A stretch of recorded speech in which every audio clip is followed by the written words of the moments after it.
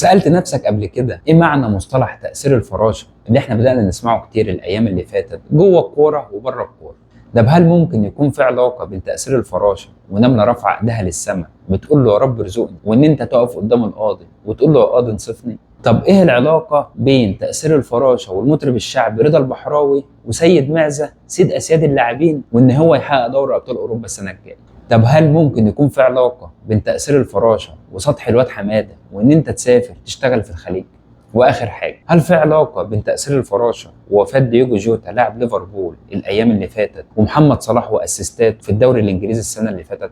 عاوزين نعرف كل ده؟ طب ما نيجي نركن الكرة على جنب ونحكي الحكاية من الأول. أوعدك إن الحلقة ديت هتبقى حلقة مختلفة تماما عن أي حاجة أنت سمعتها في موضوع تأثير الفراشة ده قبل كده، وهتبقى خفيفة على قلبك وهتبسطك وهيكون دمها خفيف إن شاء الله. ويلا بينا على جنب.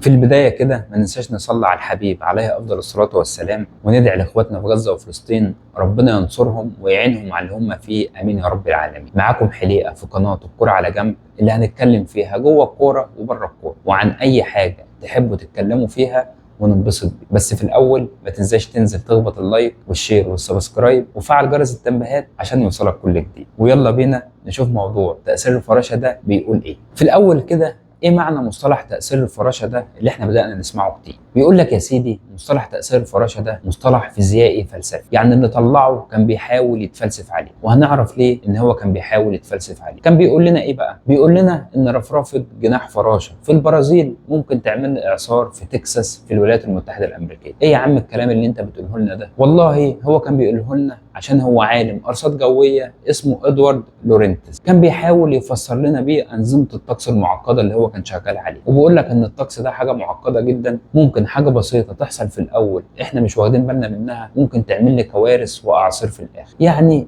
ان انت ممكن بيكون بيحصل لك احداث على مدار يومك، على مدار اسبوعك، على مدار شهرك، انت ما بتديهاش اي اهتمام وشايفها حاجات بسيطه ممكن تعمل لك مشاكل كبيره قوي في الاخر لا قدر الله. يعني بمعنى تاني ان هو بيقول لك انت ممكن تشوف قدامك احداث وحاجات بتحصل قدامك ممكن انت شايفها ما فيش ما بينها اي علاقه تماما، بس بتوصل لنتيجه في الاخر لما بتيجي تفسرها بتلاقي ان الاحداث والحاجات اللي انت كنت شايفها ان هي مش مرتبطه ببعض ديت تماما، لا ده كانت مرتبطه ببعض جدا من البدايه للنهايه. وده بمفهوم بسيط قوي معنى تاثير الفراشه اللي هو بيحاول يوصله لنا. بس عشان نعرف اكتر تعال نشوف الامثله اللي احنا قلنا عليها في اول الحلقه ونضحك وننبسط مع بعض زي ما وعدتك في اول الحلقه. ويلا بينا نشوف اول مثال.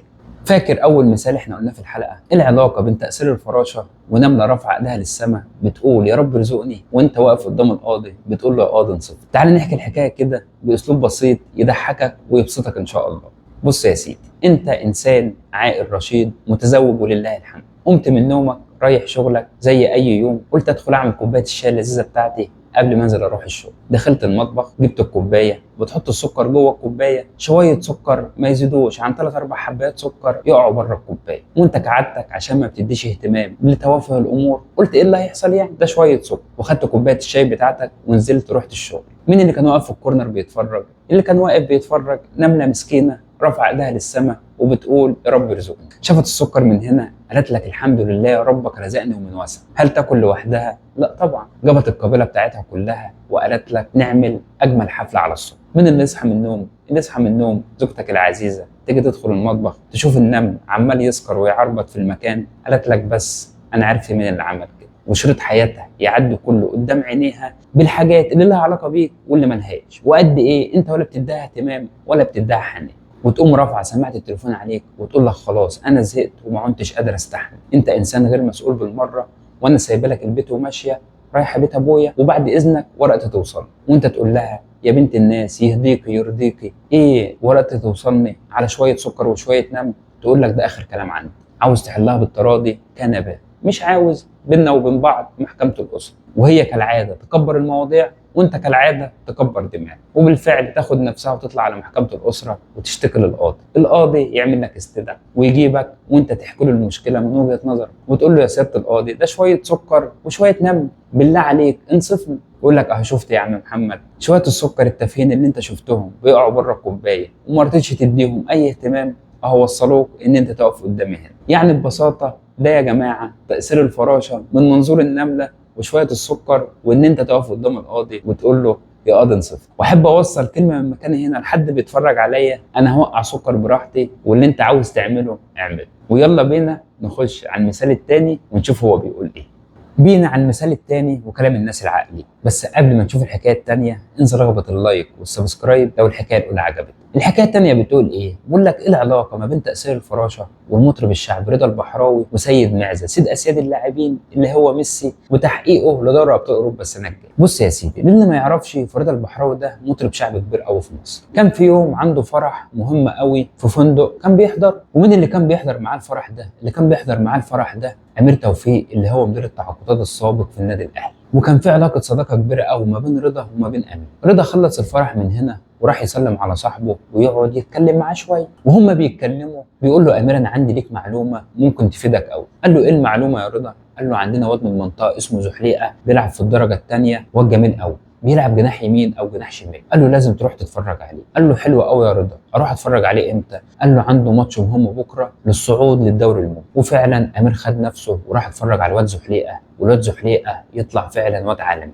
امير قام واخد الفيديوهات بتاعته وقال لك ابعتها للناس في لجنه الكوره في النادي الاهلي يشوفوه عشان لو عاوزين يخلصوا فيه. لجنه الكوره في النادي الاهلي تشوف الفيديوهات من هنا بيقول لك حلو قوي، احنا لازم نروح نخلص فيه. ليه يا عم الاهلي؟ قال لك اصل احنا جاي لنا عقد لبن شرقي من اليونايتد وخلاص احنا وافقنا عليه. وفعلا يروحوا يخلصوا في زحليقه، وزحليقه ياخد نفسه ويطلع على الاهلي، وبن شرقي ياخد نفسه ويطلع على اليونايتد. اول ما بن شرقي يوصل اليونايتد من هنا يقوموا جايبين راشفورد يقولوا له بص يا عم راشفورد خلاص كفايه اول حد كده، احنا ما عدناش مستحملين ولا الجمهور عاد مستحمل، وبيكهام محتاجك هناك في امريكا تلعب مع ميسي في انتر ميامي. وفعلا المعلم راشفورد ياخد تذكرته وياخد طيارته ويطلع على امريكا ويدخل على ميسي في انتر ميامي. ميسي يشوفه من هنا ميسي يفتكر الذكريات الوسخه كلها اللي جمعته ما بينه وما بين عثمان ديمبلي ايام برشلونه. اصل في شبه كبير قوي ما بين راشفورد الايام ديت وعثمان ايام ما كان في برشلونه. المهم يا سيدي ميسي اول ما شافه من هنا قال لك بس انا مش مكمل، وبعد اذنكم انا راجع لبيتي وللسرير. يا عم ميسي انت رايح فين؟ قال لهم برشلونه بتفتتح الاستاد الجديد الكامب نو، وبقول لك مش هينفع نعمل الافتتاح ده من غير سيد معزه سيد اسياد اللاعبين. وفعلا ميسي ياخد نفسه ويرجع برشلونه ويفتتح الاستاد الجديد، ويقوم واخد نفسه وطلع على الواد يمين يامال يشطفه شطفتين. ليه بقى يا سيدي؟ اصل بيقول لك الواد يمين يامال اللي بيعملوا فينا الايام ديت بسبب ان يمين يامال وهو صغير ميسي راح له شطفه شطفتين ومسح على راسه خلاه يبقى بالمنظر ده، على اساس يا عم ميسي ان احنا كنا ناقصين حد تاني يطلع شبهه. المهم يا سيدي يمين يامال وميسي يلعبوا موسم اخير لميسي يرعبوا فيه كل اوروبا، ونلاقي في اخر الموسم ميسي شايل لي في دراع يمين يامال وفي الناحيه الثانيه